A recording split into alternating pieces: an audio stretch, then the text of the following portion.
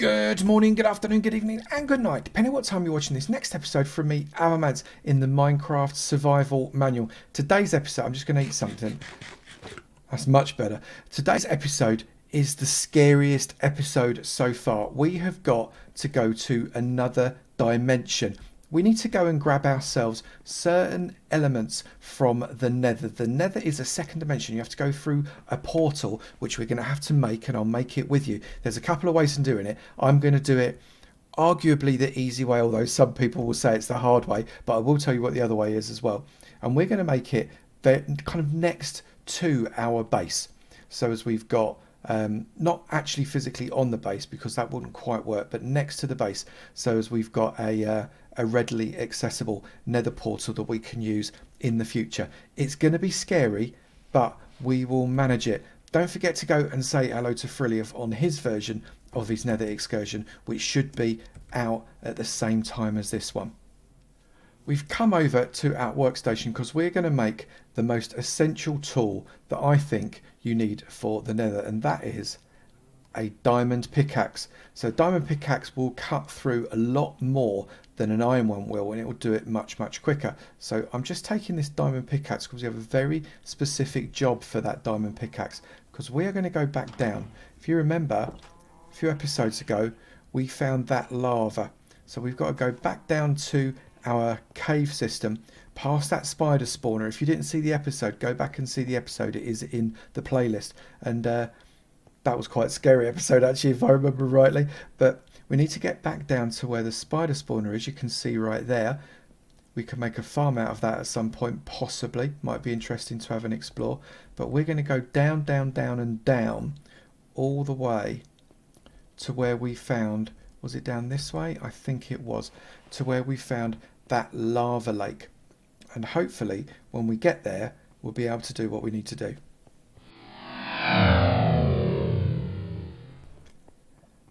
And here we are. We have got our lava lake here. It is time to wield our diamond pickaxe. It's the first diamond tool we've ever used.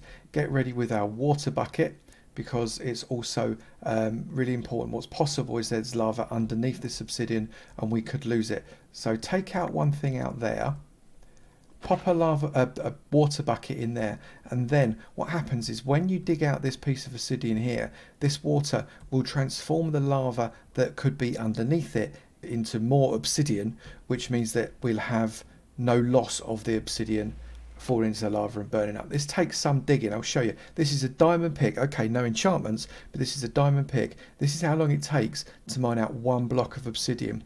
You have to really dig in, because obsidian is probably hard. The only harder thing is bedrock, which you can't break. See, it takes that long. It is a bit of a nightmare. And then what you can do is you can come in and take another piece. We need 10 pieces of obsidian in order to make the Nether Portal. So we've got our 10 pieces of obsidian there. We removed the water from this hole and we placed it in this hole because it became a lot easier to work when we moved it. You can see here we have another piece of obsidian underneath. That's because there was lava there, and the water put the lava out and turned it into obsidian, which is what we did with this, and meant that I didn't lose the block of obsidian that I dug out. It's time to get back up to the surface. Now what I am going to need is some flint, and you can see I've not got any flint in my dump chest anywhere, and I'm pretty certain that I haven't got anything. So I need a bit of flint, so I'm going to take this gravel and we're going to go outside with this gravel and we're going to try, if we can, generate some flint. Now flint comes from gravel. When you mine gravel, you've got a small chance of being able to get flint rather than the piece of gravel back. So I'm just going to keep mining this. There we go, we've got some already. Take a few extras because we can make arrows out of flint as well. So how many did I got? 2 flint. That's great. And you notice we lost 2 of the gravel. Now we'll worry about playing around with that a little bit later, but what I'm going to do is I'm going to get rid of that gravel. I'm going to put one of these pieces of flint into my dump chest, and I'm going to take an iron ingot out. I'm then going to come into my crafting table and I'm going to put a flint and a piece of iron ingot. That gives me a flint and steel. Flint and steel will allow me to light things up. What I'm going to do is I'm just going to take 4 bits of stone brick, I think. She might take 4 bits of that and then come out, and we're going to decide where we are going to put this nether portal. Where you put a nether portal actually matters. It does make a bit of a sound, so you don't want it right next to your house necessarily, but similarly you don't want it too far away, otherwise it's going to look a little bit weird. So I quite like to have a nether portal a little bit up. So what I might do is I might put the nether portal just here, and that will allow me to create a bit of a platform for the nether portal in the future. So for your nether portal you need to create a 2 wide hole, 1, 2, and pop down 2 bits of obsidian like that. Now put a bit of obsidian either side, make that 3 high, perfect. Then get a block of your choice and put that block there. Crouch, finish off the rectangle of the other block and fall down there. So there we have what is a 3 high and 2 across rectangle. That is the smallest nether portal that will work. You can make it much bigger than that, 23 by 23 I believe, with the obsidian, so you can make it much higher. And when you hit it with a flint and steel, by clicking on it with a right mouse button anywhere on the inside of that obsidian row, that lights up that portal. And it always makes me just a little bit nervous when I do this, because nether portals are scary things. When you go into the nether, you want to be taking with you as little as possible. There's no point in taking the water bucket, because if you try and put that down anywhere in the nether, it's just going to fizzle out. You can't use water in the nether. I don't want to take my diamond pickaxe because frankly, I'll probably lose it. If I die, that will be gone, and I want to keep it. That cost me 3 of the only 4 diamonds I own, and I definitely don't want to be losing that. Very little point taking my bow, and therefore little point taking my arrow, because I've only got 1 arrow, and frankly it won't be worth it. Although, you know what, I am going to take it because there might be the opportunity to demonstrate just one thing with it. Let's go and get ourselves into another dimension. I've got a number of torches, I've got swords, I've got a shovel, and I've got an iron axe. I've got some food, so I think we are ready. Let's get ourselves up into this portal very carefully. Right, here we go. Right, you can see it all goes all shimmery as you do the transformation from the overworld into the nether. And you can see we have generated a spawn platform that is not in the nicest of places. You can hear what sounds like a really strange noise there as well. That is a ghast. Ghasts are not your friends. Feel free to put out any of this fire, because it will set you on fire, and fire could get a little bit warm. Now this here is netherrack. Now netherrack is quite soft, you can run it out quite quickly. This is what I was worried about. There is a ghast and it fired at us, so I've got 1 shot. Can I take this ghast out with a single shot? If I aim for the legs, I might just do it. Nope, I fluffed it. I fired the arrow and it is now gone, so I've got to get out of the way. It is definitely not my friend. You can see this, and it's a coward because it won't allow me to fight it in open ground. It will just keep coming. So I'm just going to dig in and try and get away from it. It will eventually go away. So let's get my iron pick there and come in here. So I'm just going to pop a torch there. Now you can hear them from a very long way away, and they sound like they're just outside, so that could easily have already left. I'm not entirely sure. Let's keep an eye out for it. I'm just going to put out this fire. Now the reason we've come to the nether is to gather a few resources. Not the netherrack, although it is quite useful as an item that you can use for towering up and down as well as dirt. It does a similar thing to dirt, but because it's so easy to mine, it's worth having. But what we really want is some quartz. We saw some quartz over here. You can see, yeah, looks like that ghast has gone. So we're going to mine out this quartz. You can see here we're getting quartz crystals, and these are really useful for some components and blocks that we'll be needing in the next episode. So I'm just going to dig this out. Perfect. Right, so these animals here are zombie pigmen. They are not actively going to attack me unless I attack them first. And if I attack them first, I'm in big trouble, because not only does the zombie pigman that I've attacked come after me, but all of its mates come after me as well. It lets out a scream, and that scream will say, come and help me, I'm getting battered by this bloke. And a zombie pigman's actually quite a tough customer, and many zombie pigmen are an extremely tough customer. They do drop gold, so you can create gold farms out of them, but frankly, at the moment, I'm not interested. I don't want to have a go at him because he doesn't want to have a go at me, and that seems only fair. I'm just going to carry on collecting some of this quartz, because the more we have, the more of the redstone components that we're going to make. Yep, I've given the game away. They make redstone components, and that is what we're doing in the next episode.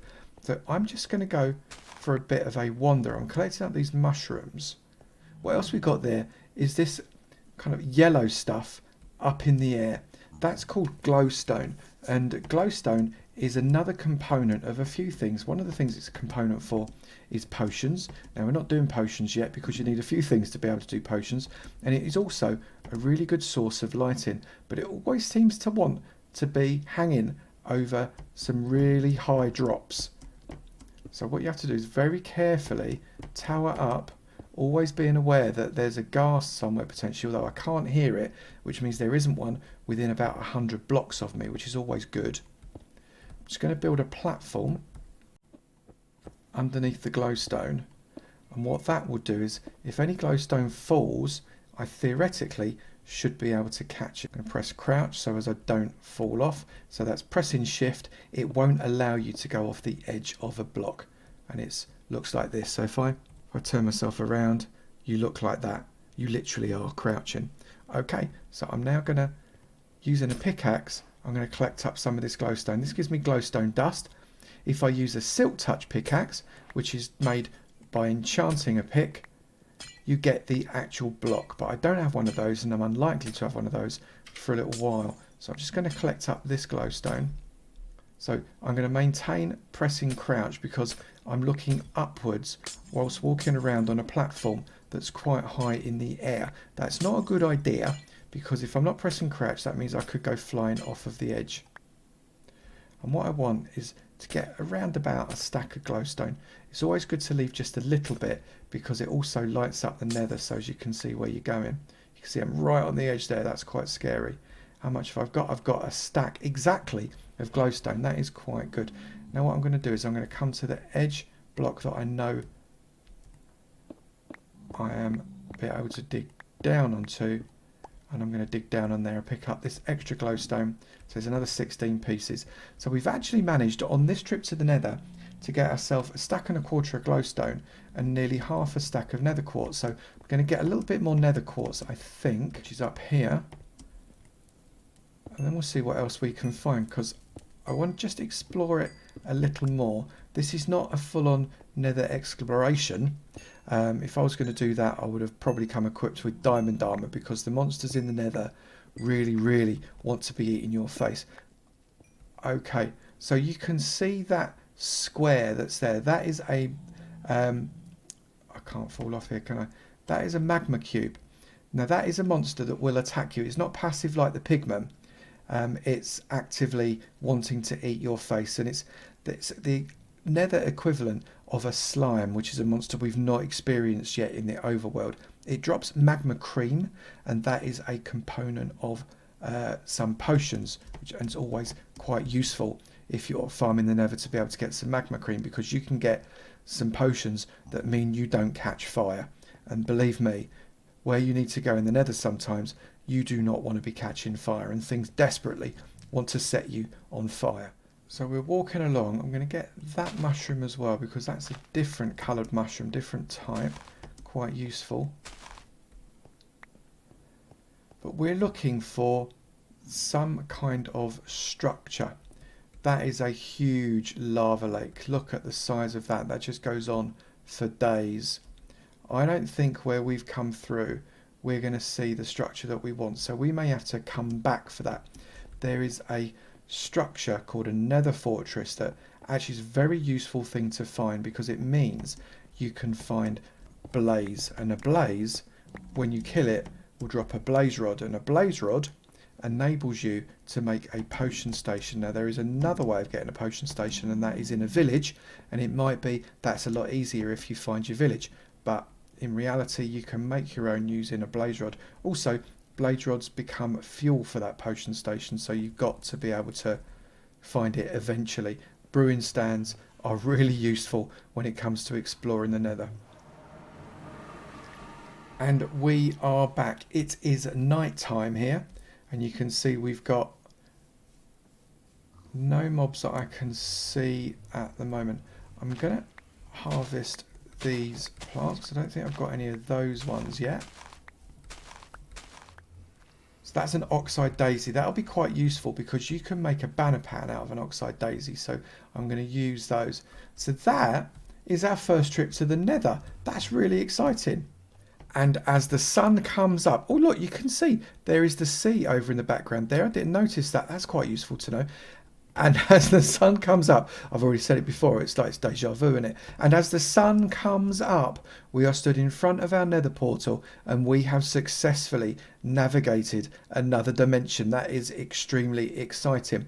If you have enjoyed this video, then make sure you pop over and see Frilios venture into the nether. I'll be very excited to know what he finds over there as well. Do hit like on both of these videos. It'd be great to know you enjoyed them, and we will keep on making them. And also, if you've not done it already, hit that subscribe button. It'd be great to see you in our subclubs, and I look forward to seeing you in another video. You take it easy now. Bye.